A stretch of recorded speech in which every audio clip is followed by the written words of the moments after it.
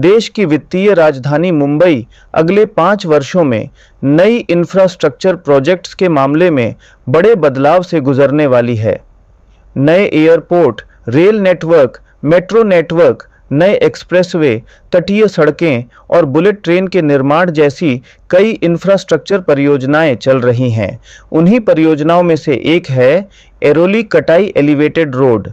यह एक 6 लेन access control road होगा जो एरोली और कटाई नाका जंक्शन को एरोली, मुंब्रा और शिलफाटा होते हुए कनेक्ट करेगा। पूरा होने पर यह प्रोजेक्ट कल्याण डोंबिवली वालों के लिए किसी वरदान से कम नहीं होगा। आज के इस वीडियो में हम इसी प्रोजेक्ट का जनवरी 2025 का अपडेट देखने वाले हैं।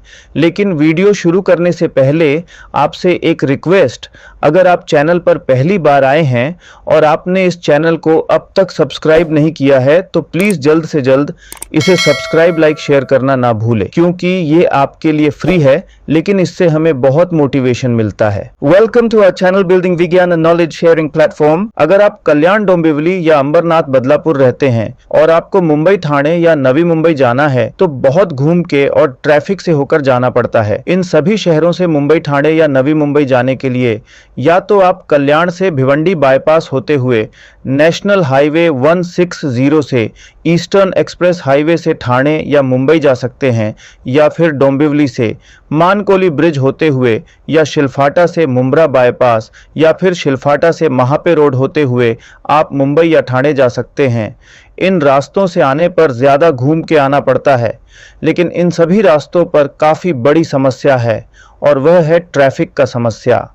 इन सभी रास्तों पर काफ़ी ज़्यादा ट्रैफिक होता है, इसी कारण ज़्यादा समय और ईंधन की भी बर्बादी होती है। इन सभी समस्याओं को देखते हुए MMRDA यानी Mumbai metropolitan region development authority ने इस नए एरोली कटाई एलिवेटेड रोड का निर्माण किया है, जिसकी कुल लंबाई 12.3 किलोमीटर है। यह प्रोजेक्ट कल्याण डोंबिवली और अंबरनाथ बदलापुर को फास्ट और लेस ट्रैफिक के साथ साथ सीमलेस कनेक्टिविटी भी प्रदान करेगा। यह प्रोजेक्ट शुरू होता है एरोली से, जहां पर यह मुलुंड एरोली ब्रिज के एरोली एंड से शुरू होके एरोली शहर को पास करते हुए थाने बेलापुर रोड और trans harbour Mumbai suburban rail line के ऊपर से आगे बढ़ता है।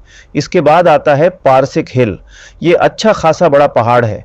इस पारसिक हिल के बीचों बीच एक ट्विन टनल का निर्माण किया गया है।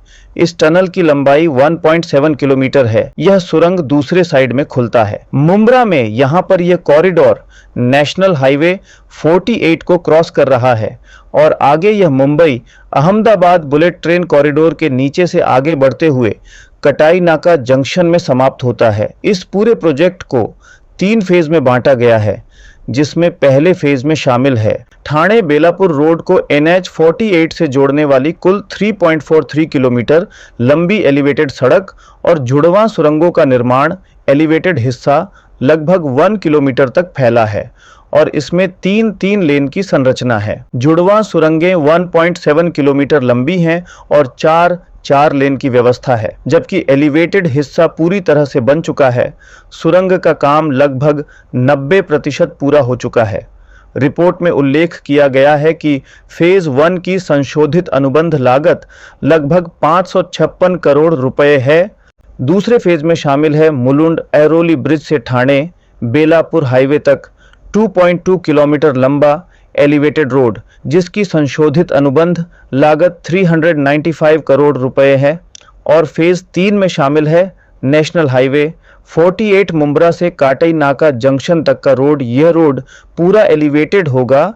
MMRDA के अनुसार इस कार्य के लिए हाल ही में अनुबंध दिया गया है और ठेकेदार जल्द ही सर्वेक्षण और भूतकनीकी जांच जैसे प्रारंभिक कार्य शुरू कर देगा। अनुबंध की लागत 1982 करोड़ रुपए है, जिसकी निर्माण अवधि 48 मंथ है। इनमें से फेज 1 और फेज 2 पर ही काम चल रहा है। फेज 2 का काम जे कुमार इंफ्रा प्रोजेक्ट्स को सौंपा गया है।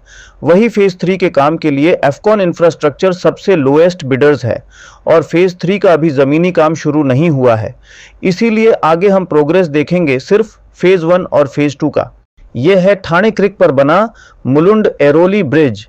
इस ब्रिज के एरोली एंड से इस प्रोजेक्ट की शुरुआत होती है। यहाँ पर अब दोनों ही रैम्स का मेन स्लैब का काम पूरा हुआ है।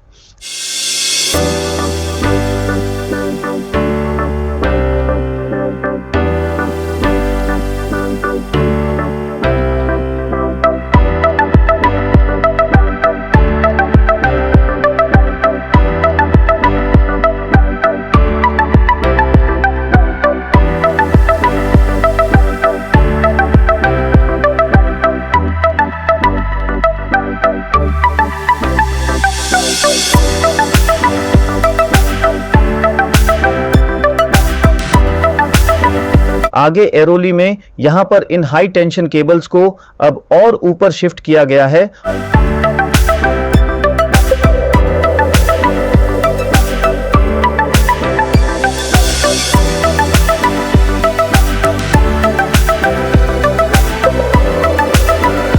और यहाँ से आगे अभी गर्डर लॉन्चिंग चल रहा है। आगे एरोली स्टेशन रोड और ट्रांस हार्बर रेल पर गर्डर लॉन्चिंग लेफ्ट साइड से शुरू हुआ है।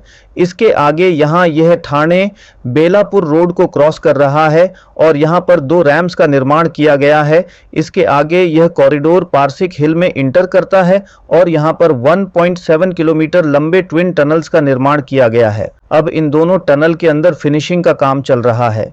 यह है इस टनल का दूसरा साइड यानी मुंब्रा साइड। यहाँ पर अभी काम चालू है। यहाँ से आगे नेशनल हाईवे 48 के लिए एंट्री और एग्जिट रैम्स का निर्माण किया गया है और आगे यह कॉरिडोर नेशनल हाईवे 48 को क्रॉस कर रहा है। और यहाँ पर इस प्रोजेक्ट का फेज 1 समाप्त होता है और यहाँ से आगे फेज 3 शुरू होता है। फेज 3 पूरा एलिवेटेड रहने वाला है। अभी तो उसका कुछ काम शुरू नहीं हुआ है, लेकिन हो सकता है आने वाले 3 से 4 महीने में यहाँ पर अच्छा खासा प्रोग्रेस हमें देखने मिले। इस पूरे प्रोजेक्ट में फेज़ 3 का काम पूरा बाकी है और फेज़ 2 में अभी कई स्पैन पर गर्डर लॉन्चिंग बाकी है और फेज़ 1 में मुंब्रा साइड में अच्छा खासा रॉक कटिंग का काम चल रहा है, जहां यहां से गुजरने वाले यात्रियों को लैंडस्लाइड का टेंशन नहीं रहेगा। मॉनसून के समय रोड पर आने वाले पत्थर और मलबे से सुरक्षा के लिए MMRDA ने IIT बॉम्बे की मदद ली है। IIT बॉम्बे की सलाह पर पहाड़ के करीब से गुजरने वाले प्रोजेक्ट के मार्ग पर विशेष सुरक्षा के इंतजाम किए जाएंगे।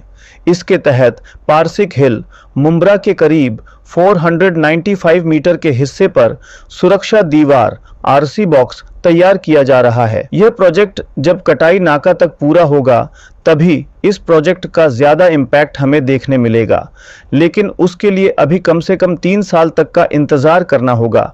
उससे पहले एटलीस्ट एरोली से शिलफाटा तक ये रोड ओपन हो जाना चाहिए, जिससे ट्रैफिक की समस्या में थोड़ी बहुत कमी ज़रूर आएगी।